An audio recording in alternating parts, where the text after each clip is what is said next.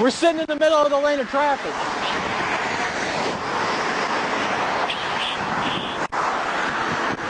Okay.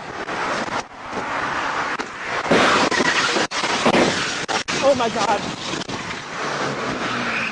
Chicago 3408, 1050 vehicle was just struck in the lane of traffic. If you could start fire this way.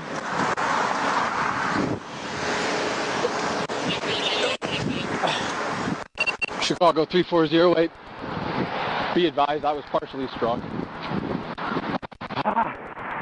Okay, now we're in super slow motion to see when this officer got partially struck. But according to the news report, this female driver was sitting in her Chevy Impala injured and could not open her door or remove her seatbelt. So the officer actually cut her seatbelt off with his pocket knife, then walked around the vehicle to get her out, and then notices the speeding SUV going towards them. So he shines his flashlight right here, and then boom, the SUV strikes the Impala, spinning it 90 degrees.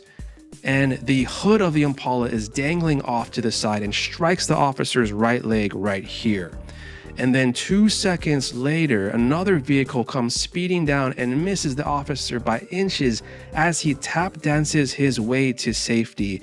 And the other vehicle strikes the Impala once again and hits the dangling hood, which is hanging on by a strand, as the officer miraculously escapes death twice.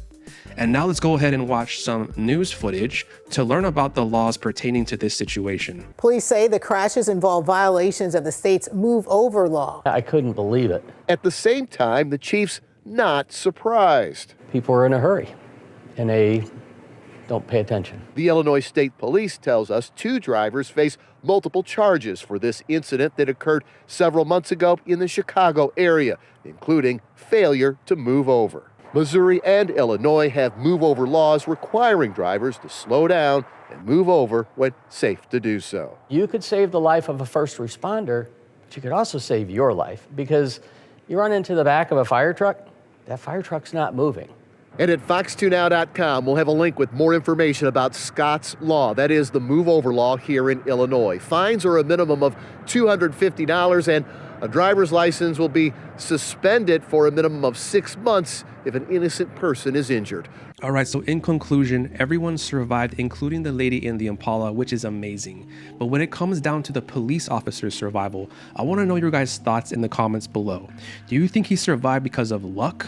Or was it his quick thinking and good reflexes? Or was it an act of God, as in guardian angels stepped in for divine intervention? And if it was the third one, I want to open up a conversation, because unfortunately the reality is that people die from traffic accidents every day. So if this officer didn't make it, or what about the other officers who never make it, or other people who die in traffic accidents?